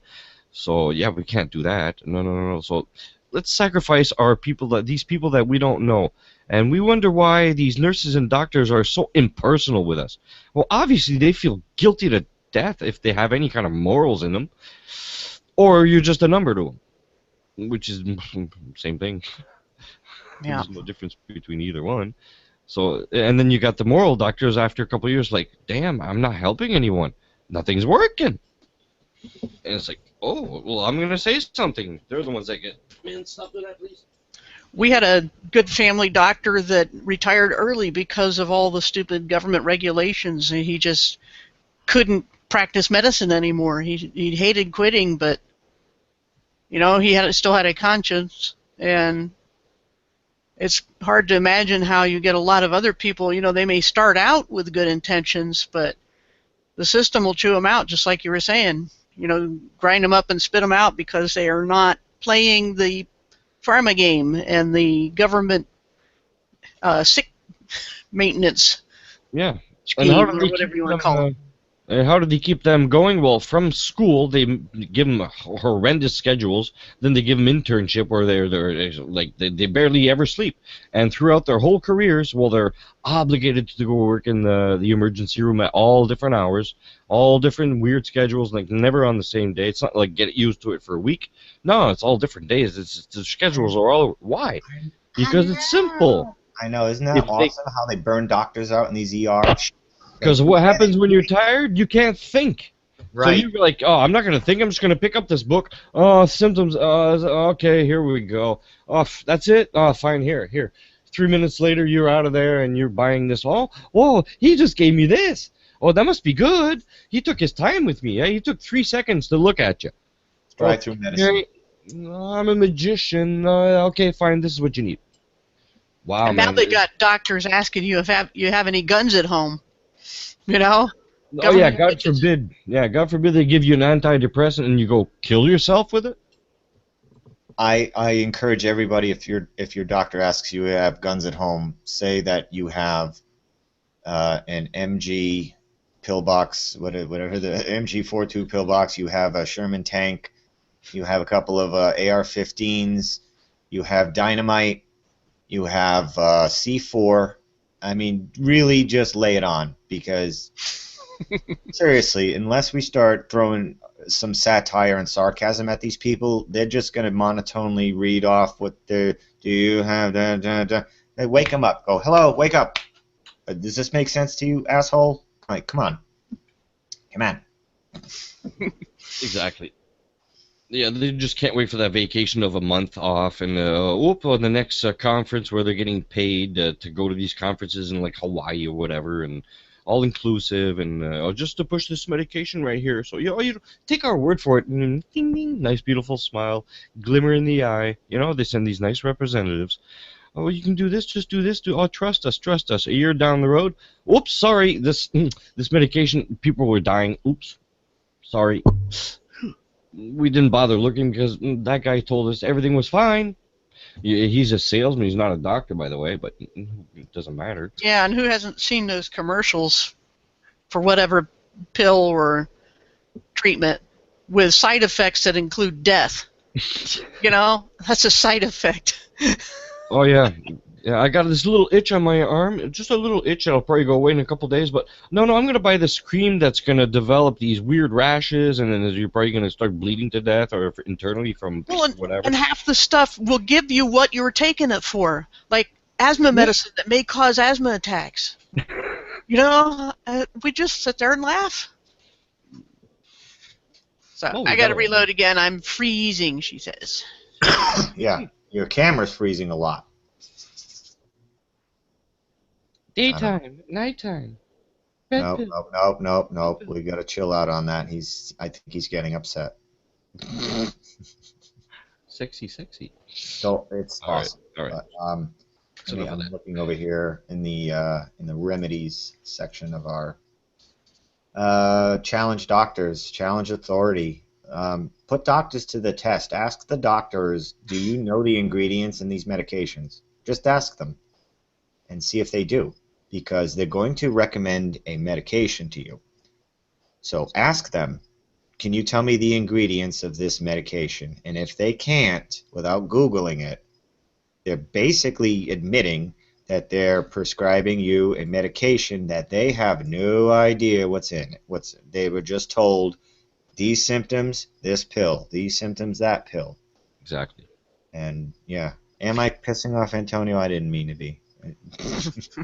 And that reminds me of when I was in college and we took an AI course that was very young at that time as far as getting into mainstream college courses, but they would have, the way it would work is it would have what they called fuzzy logic. That's where the term came from, where it would say, well, the probability of the next question I should ask is this, or the probability of the answer is that. And that sounds exactly what the doctors are doing. They're taking a symptom or a list of symptoms and going down the AI decision tree, which any computer could do, and assign probabilities to each symptom, and try to get the, how they have those patient surveys where you rate your pain and you rate, give your history and all that. A computer could do that. Exactly. It's computer has been my doctor for a long time now. Yeah, it's probably a, like a Star Trek hologram doctor. I mean, it would. That's what it sounds like to me. My doctor has left the room to go Google symptoms and come back with something. Like, it's really like, what am I paying for here? Yeah. A professional. Permission to get the meds. That's pretty much it. That's all you need to see him for. When I was sick in February of this year with something really bizarre, I've never had any sickness like this before. It was abdominal pain, and it was awful. It was awful, and I really wanted some Percocets just for the pain. No, Those you are hard to can't go get to nowadays. you can't go to a doctor, Stefan. You might need to refresh, I think, now. Really? I'm freezing now? Well, I'm seeing just your screen. I mean, I guess it wouldn't hurt us all to do a little quick refresh now and then. I No, just did a couple of them, so I'm going to wait Oh, till it's somebody switching now. complains. It's switching now. Never mind, Stefan. Um, okay. yep. Now, what was I saying? About we were talking about computers being AI doctor or AI Oh, artificial intelligence. I wanted Percocet, but you Yeah. Oh can't. yeah, yeah, Yeah, you can't just say, "Hey, doc, can I have a script of Percocet?" So I told her my symptoms and everything, and she wrote me a script of Percocet anyway. I was like, Wow. Unless you're an 80-year-old patient, I was gonna say, man, that you're lucky because me, nah, forget it. I've had. they're very strict in the U.S. about this stuff, and they told me like you're just getting this one script, no refills, and I'm like, I don't want refills. Like probably not even gonna finish the bottle, and sure enough, I barely did half, and the rest of it is currency, basically. If you want your car worked on or roof repair, You save it for an emergency, so you do cut yourself later on, and you really need something for the pain. Well, there you go. You got it. yeah, yeah, right. And It's a tool. I have some left for emergencies, but It's a I tool. and don't need that stuff. that would be a currency, in Sure. post-apocalyptic scenario. If you got any of that laying around, Well, man. Somebody just cut their leg, and gosh darn, they're stuck, and well, you want something for the pain at least to get you home or whatever. It's a good barter chip right there, and I keep saying that also. You want to save something for an apocalypse? Booze is number one. Cigarettes, funny enough, people are gonna want these things because especially booze because it's a multi-use. You can use it to disinfect wounds. You can use it to have a good time and get your mind away from all this crap that's gonna be going down. Okay, well, You I mean, let's use it play for it out. gas. Let's play it out. We have people who are like the number one people for booze and cigarettes in a post-apocalyptic situation. Like, all right, you know what? While you people are stocking up on food, I'm going to stock up on tobacco seeds and distilleries and things like that, and not food. And food. Now, I'm going to be the guy that everybody brings their food to Yeah. buy the cigarettes, and Right. now I'm going to start to become the rich guy. And then Oh. here we go with this scenario all over again. I'm going to start buying up other resources and other people, and Oh, no. And the downside is, though, that somebody may try to take you out and take your stuff. and then we go right back. You can go 1,000 years, and then boom, we're right back to where we are now. You And do then got a we point. start again. You We guys need got a whole new system. We do. We need. I kind of like the work for what you get kind of thing. Like, I would still stock up on both, though. of course, because they play games all the time. And I've been hearing lately about Walmart's closing down. Have you heard about this? Like, Again? it's More of beyond them? Jade Helm. It's beyond Jade Helm and the 6 Walmarts. Like now, I'm hearing by the end of the year there's going to be a lot more Walmarts closed down where they're blacking out windows and everything. Now this is just hearsay. I don't know, but that's going to hurt because the Walmarts come in and they put everybody out of business. Now if Walmart goes down, everybody's out of business. Like now where do you go? It's almost like it was a setup. It was a Trojan horse. These Walmarts Yeah. come in, everybody goes out of business. Now Walmart's closing down when they're doing all the business. Well, here's my prediction. I see. Okay, there's going to be some kind of catastrophe coming down. We're going to say, we're not participating in that one because we're free thinkers and nonconformists, right? So then what's going to happen? They're going to say, oh, these guys, because now they just said we're mentally ill, right? So they're going to declare us all mentally ill because our families, they're obviously not going to care as far as, oh, no, they must be right. So, yeah, you guys must be crazy. You got to be taken care of. We don't want to be around you. So, where we're going to be sent that's a lot of us, I'm thinking. That's why I think they're fudging the numbers also, because they're not showing like the true numbers of how many we are. We must be so freaking numerous, it's crazy. There's 22 watching now. That's bunk. That's total bunk. It has to be more. It doesn't make sense that it's only that with how many billion on the planet right now? Well, I mean, you had the We don't people know. who are not signed into YouTube right now. Still, Who register. I'm sure it's more than 22. It's 90% more usually. Okay, So I'm sure. take that 21 and make it 210. Obviously, they want to discourage us. Oh, well, look, we're going to pretend the numbers are low, so they'll get Cares, discouraged. like The this message thing- ain't getting out. Oh, no, we're doing this for nothing. Well, No, we're it's not. archived. It's archived, so Yeah. it gets most of its views later. So, I mean, that's why we're doing a good thing right now, because the more we get it out, the more get awake, and there you are, everybody should be doing this on their channels. If you have a channel, It'd be tell great. tell the truth that you know and your experiences on it, and share it with everyone else, and then go back to your life. Whatever. Yeah, You just the don't have to truth be like though. us. We're kind of psychotically addicted. Let's Yeah, see. just your truth, and anything that's morally sound, that you already got confirmation from the people around you that it's morally sound what you're saying. Just bring those examples up. Don't have to bring flat Earth up or anything like that. If you want to, sure, go ahead. And, obviously, it's the more we get out, the better it is, but without going overboard either. Well, even just the practical stuff. I collected a playlist of DIY projects for heating and camp stoves, and how to make bread, how to make an oven, how to just things that you could do anytime, just camping or whatnot, and practice it. And that's the thing is, it's going to take a whole community of people with different skills to survive. Nobody in their lone bunker is going to make it.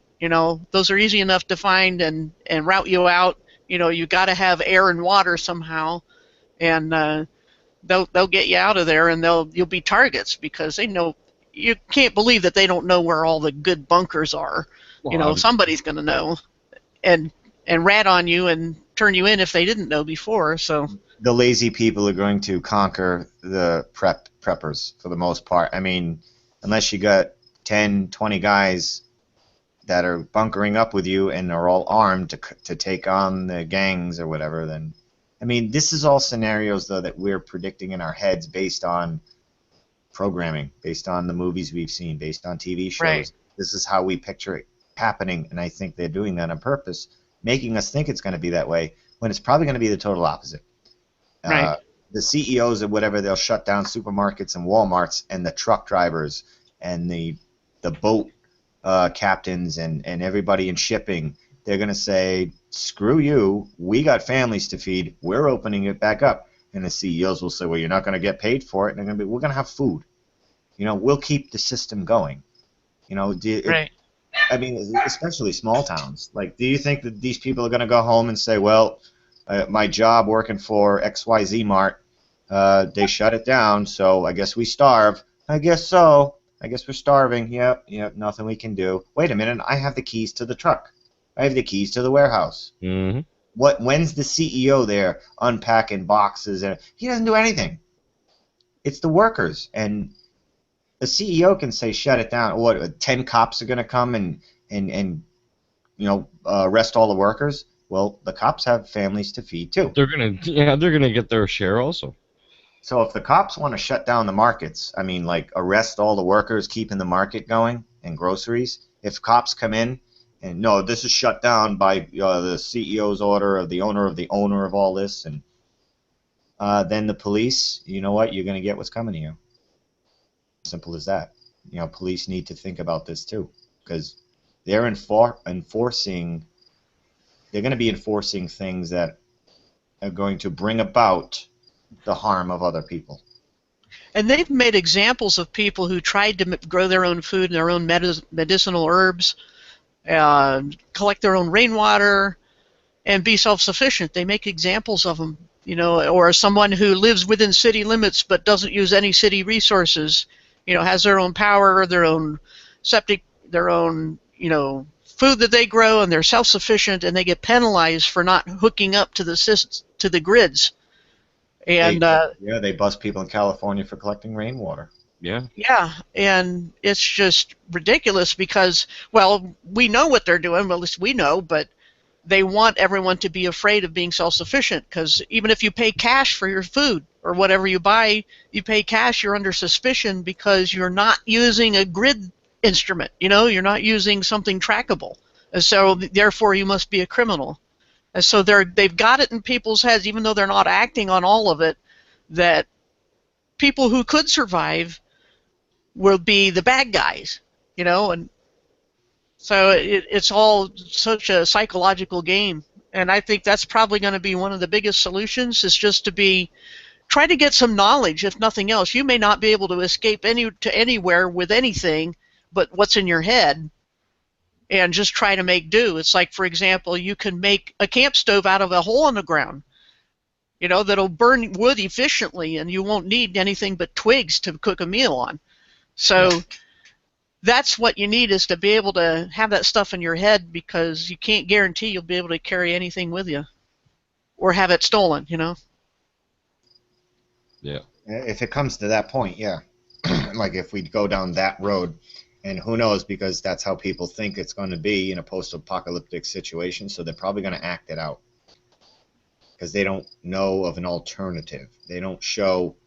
Name one movie that was post-apocalyptic where the people worked together and everything was fine and actually turned out better. Not Right. a And that's And why I plus, try to. World War III, is it going to be every single state and every single country all at once? Or is it going to be half the U.S. that's nuked and the other half has the power?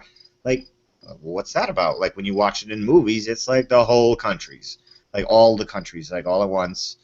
And that's not even logical. Like, And how are we going to know, though, because there won't be any long-distance communication?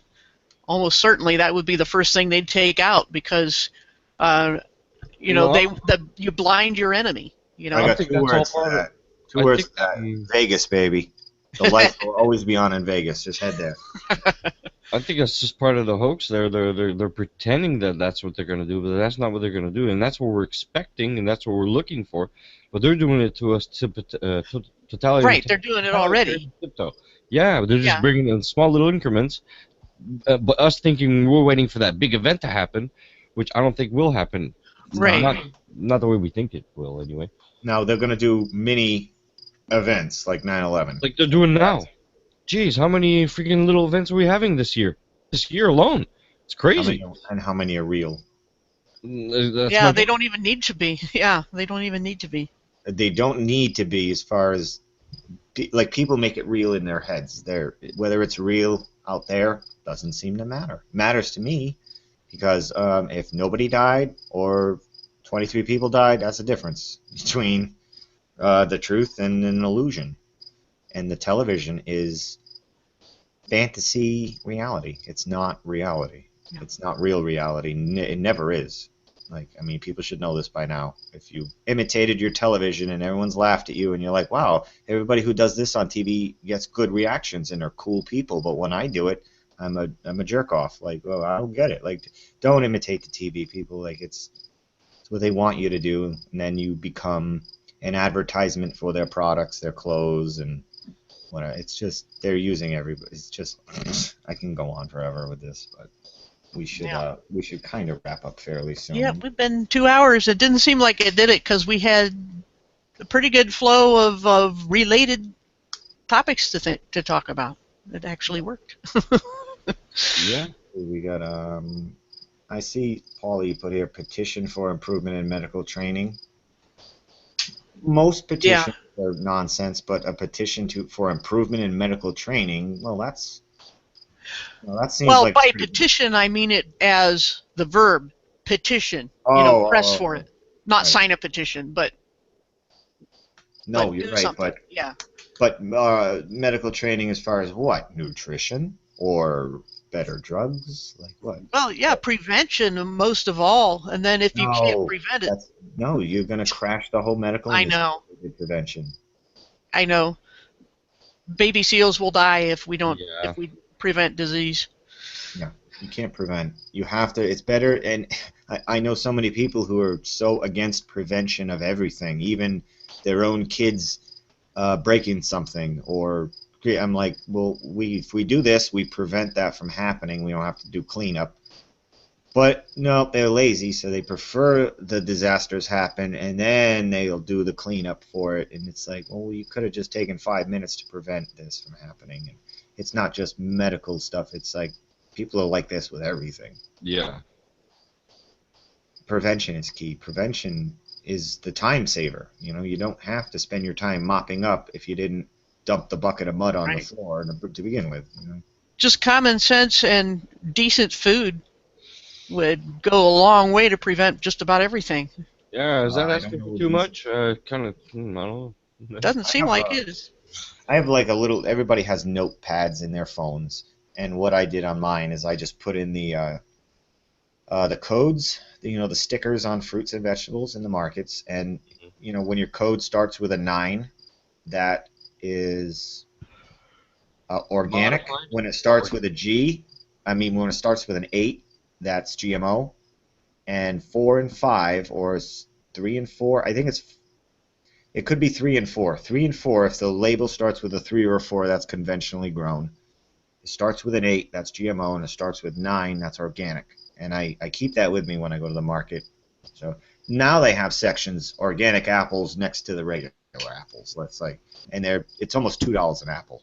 Yeah. It's $2 an apple. Go to an orchard. In New Hampshire, we have a lot of apple orchards here, and we get a basket. I don't know, basket like that big of apples. It's like $25, and it's insanity. Well, you get to pick your apples yourself. Like, it shouldn't be more than a quarter for an apple. Like, Okay, really. so wait, you get us to do the work ourselves, saving you money on employees, overstock, overhead, and everything. Okay, and then you're charging us more? And how is that a benefit to us? Okay, I don't get it. Farmers markets are still kind of the best way to go. Farmers markets and the fruit stands and things like that they set up, and they got them in just about every state, I think, mostly. And it's not year round for us in the north here. Some of it is. Like, I can go to a couple of farms and just get a whole large chunk of cow, or like gross amounts to store, but then you need extra freezers and things like that. And the electric bill goes up. If you can get it along with a couple of your friends, and yeah, it's a good thing to do, especially the meat prices the way they are right now. It'd be a good idea. A couple people pitching in for like you said, a side of beef or something, getting it all cut and splitting evenly. Yeah, around here you can get an eighth of a cow or something like that, but then you have to have freezer space. Yeah, but you get some nice cuts too. Really good steaks for that. If you average out everything from that to hamburger, it's a pretty good deal. Oh, and another thing too, I just learned recently on how freezers work, especially the floor standing freezers. Yeah. Well, if you get the frost-free ones, don't get those. Those are worst ones.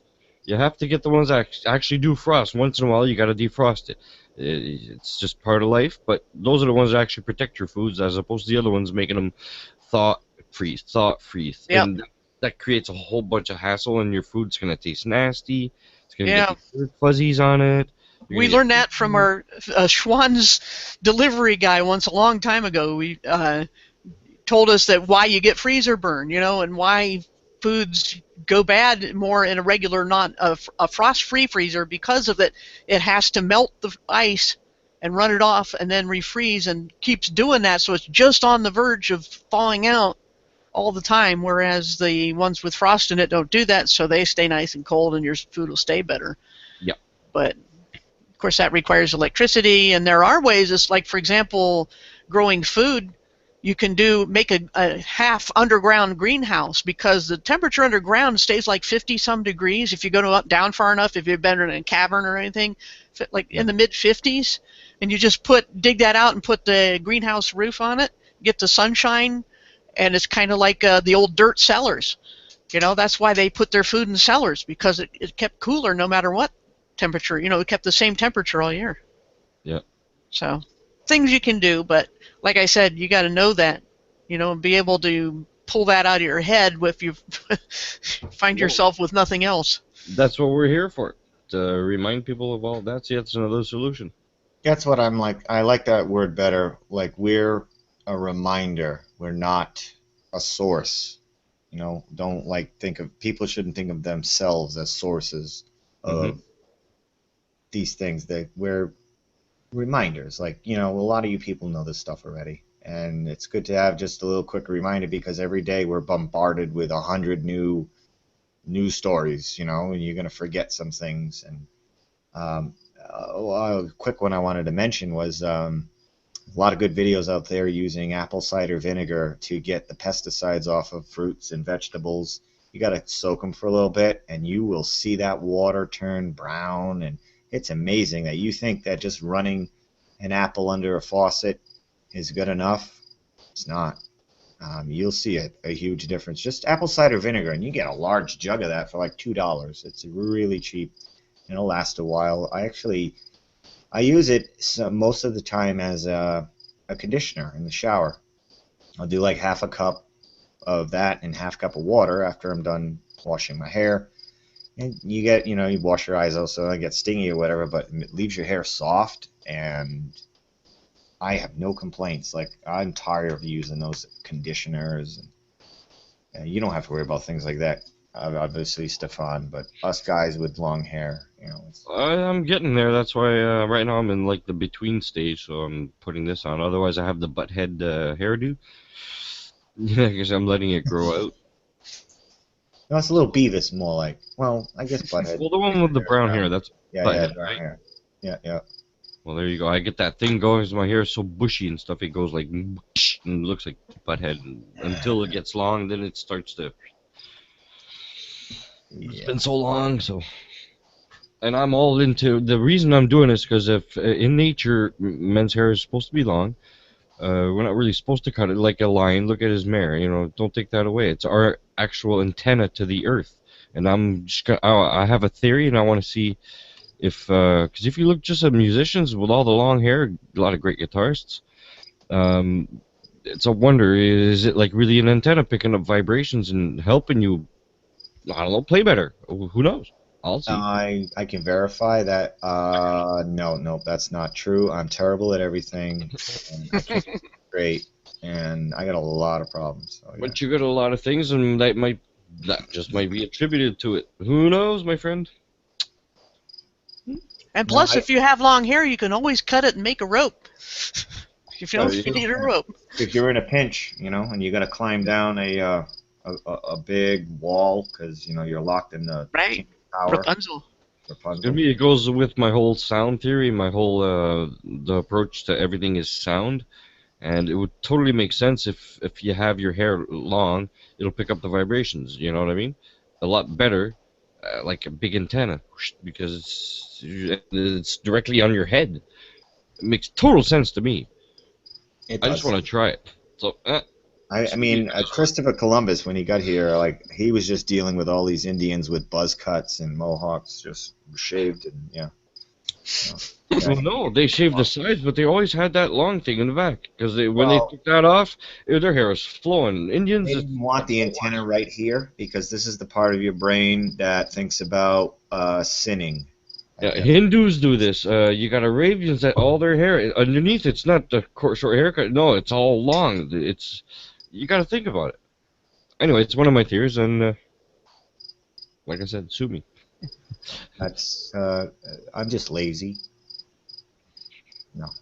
I've been actually a proponent of that theory for a very, very long time, since probably high school. And when I used to get my hair cut short, because I was in sales for a while, I'd put the suit on. They wouldn't even let me have sideburns like that. I was like, man, you're really cutting my arms off here, and I felt off balance, like Samson losing his strength. I was very off balance. It's just dizzy.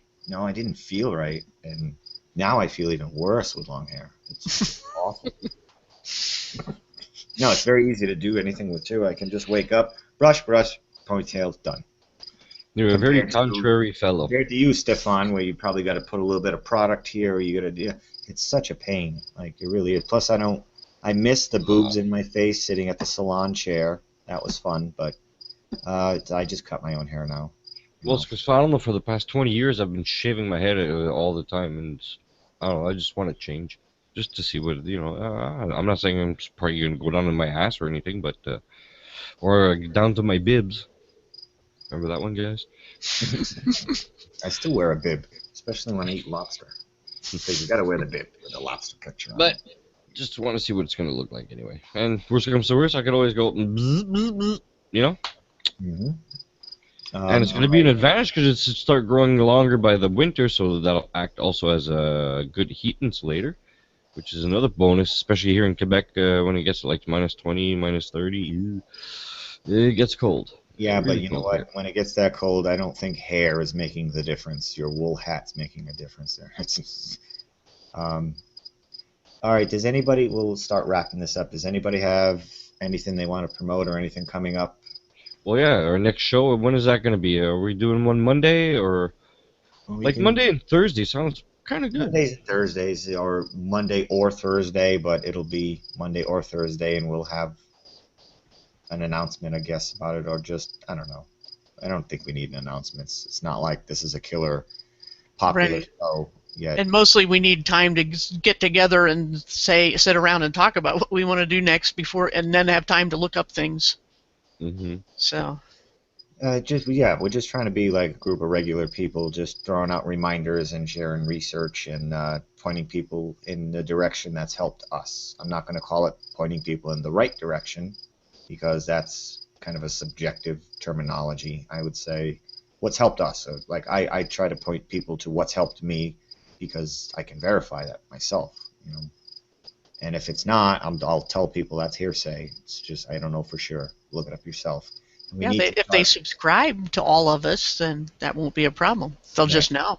We need to start correcting our language and stop speaking like everything's a fact. We should be like saying what we think we know is this. What I think I know is that. Like, because then you're not programming yourself too at the same time. Because if you're like, no, wax is good for the environment, and well, it's what you heard, but you're just saying it like it's a fact. Like, do you know it is? Or, like, use the correct terminology, because we're programming each other, like, when you speak in fact, like, say, like, I've heard the damages vaccines have done, like, versus what I've seen. If you've seen it, then say that. If you've just heard it, then say you've just heard it.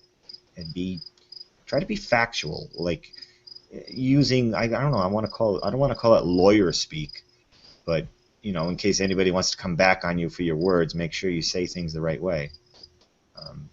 Paula, do you have anything coming up, or have you made any videos lately? Bread on the grill, anything like that? I did upload a regular loaf of bread type recipe this morning, and a few days ago I did the an hour and a quarter video on Jews, Christians, and prophecy.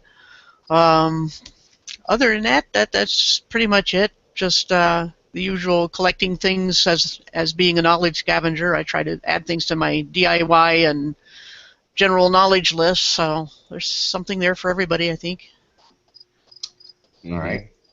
Brian, do you have anything you would like to add to all the things you've added today? if you can. Anything at all? Hello? He seems to be speechless.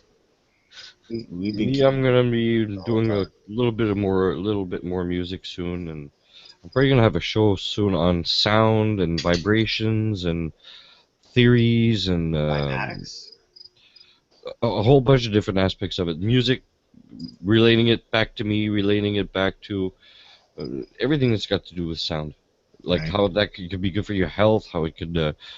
How we affect others with just it's so vast that it's going to take a whole show. I'm going to dedicate it to it.